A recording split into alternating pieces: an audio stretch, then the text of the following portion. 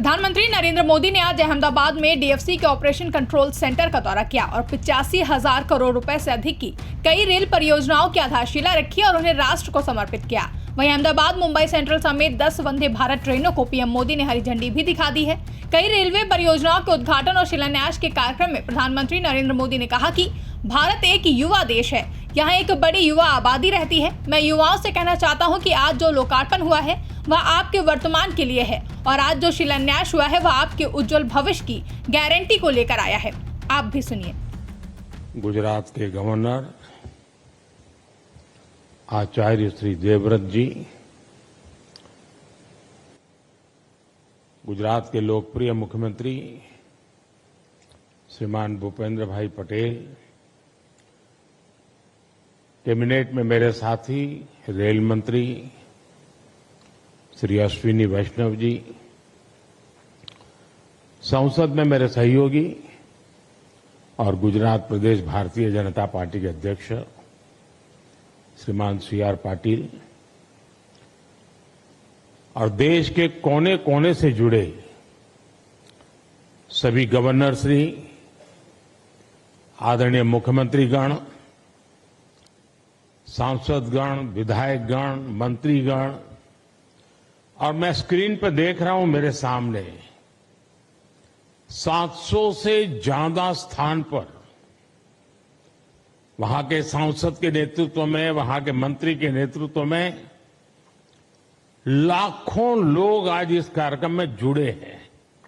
शायद रेलवे के इतिहास में एक साथ हिंदुस्तान के हर कोने में इतना बड़ा कार्यक्रम कभी नहीं हुआ होगा।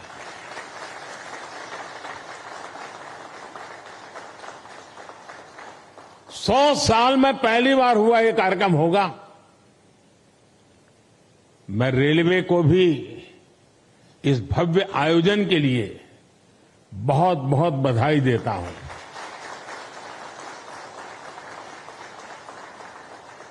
विकसित भारत के लिए हो रहे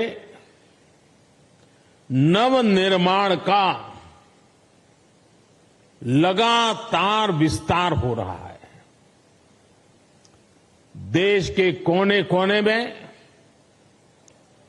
परियोजनाओं का लोकार्पण हो रहा है, नई योजनाएं शुरू हो रही है।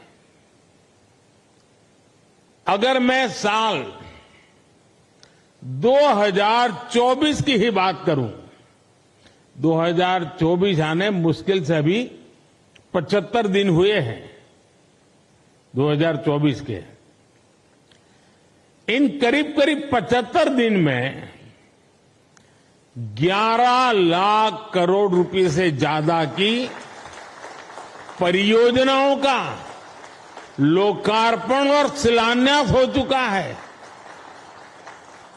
और अगर मैं पिछले 10-12 दिन की बात करूं, पिछले 10-12 दिन में ही 7 लाख करोड़ रुपए से ज्यादा की परियोजनाओं का लोकार्पण और शिलान्यास हुआ है।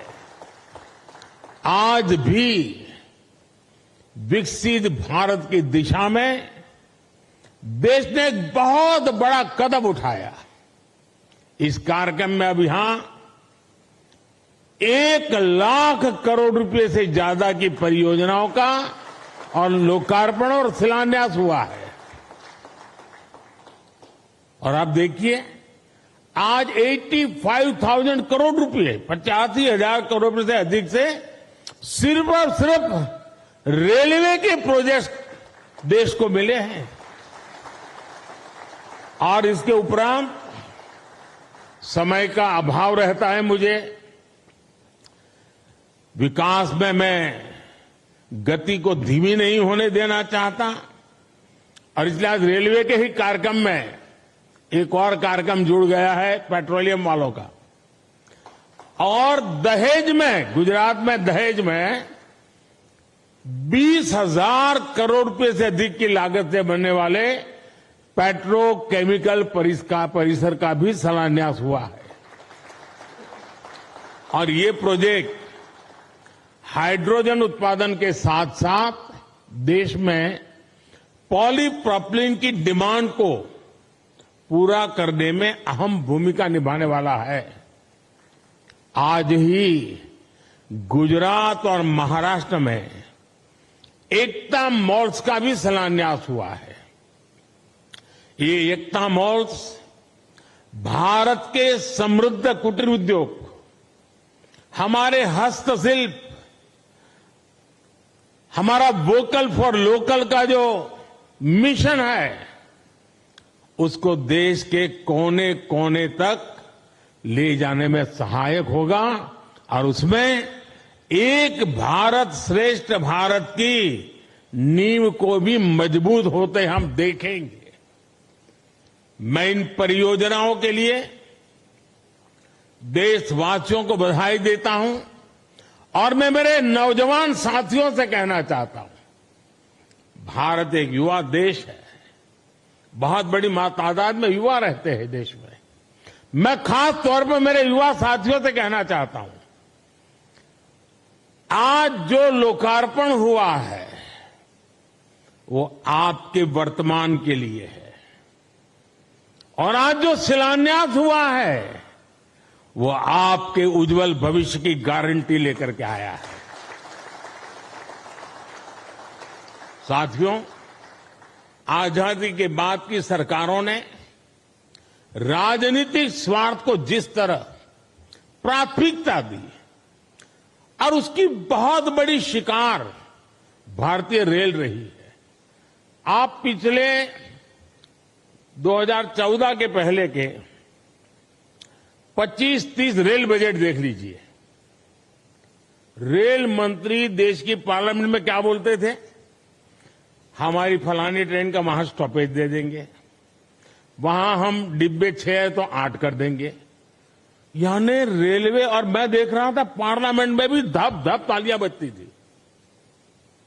यानी यही सोच रही थी कि स्टॉपेज मिला कि नहीं मिला, ट्रेन वहां तक आती है, मेरे स्टेशन तक आगे बढ़ी कि नहीं बढ़ी। देखिए, 21वीं सदी में यही सोच रही होती तो देश का क्या होता।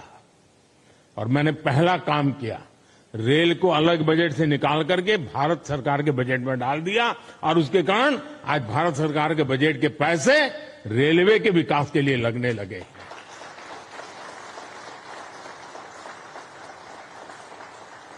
पिछले दिनों देखा है इन दशकों में समय की पाबंदी,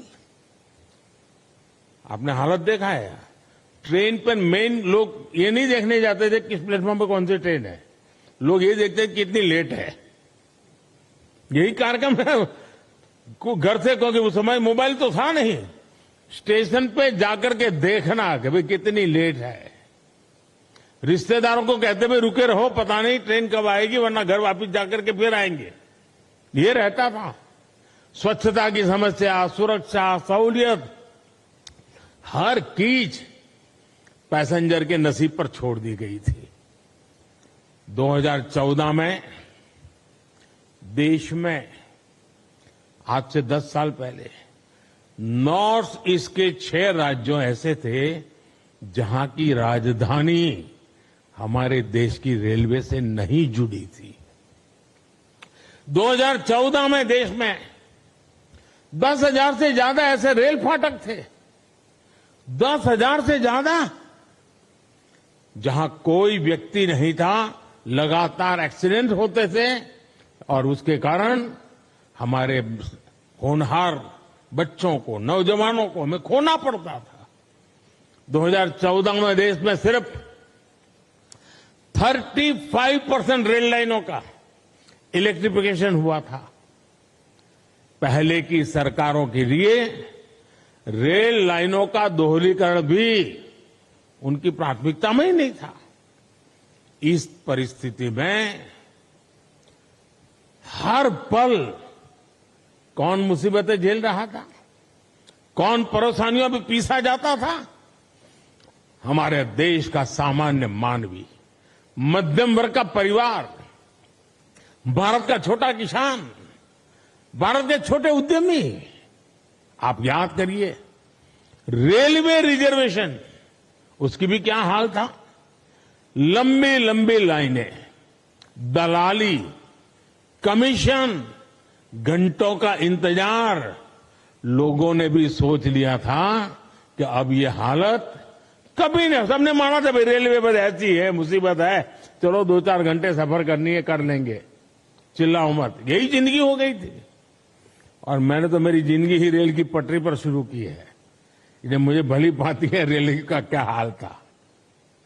साथियों, भारतीय रेल को उस नर्क जैसी स्थिति से बाहर निकालने के लिए जो इच्छा शक्ति चाहिए थी, वो इच्छा शक्ति हमारी सरकार ने दिखाई है। अब रेलवे का विकास सरकार की सर्वोच्च प्राथमिकताओं में से एक है। हमने 10 वर्षों में औसत रेल बजट को 2014 से पहले की तुलना में 6 गुना ज्यादा बढ़ाया है। ब्यूरो रिपोर्ट, इंडिया पब्लिक खबर। फिलहाल के लिए इस खबर में बस इतना ही। देश और दुनिया की ऐसी ही तमाम बड़ी खबरों के लिए हमारी YouTube चैनल को सब्सक्राइब करें और बने रहें इंडिया पब्लिक खबर के साथ।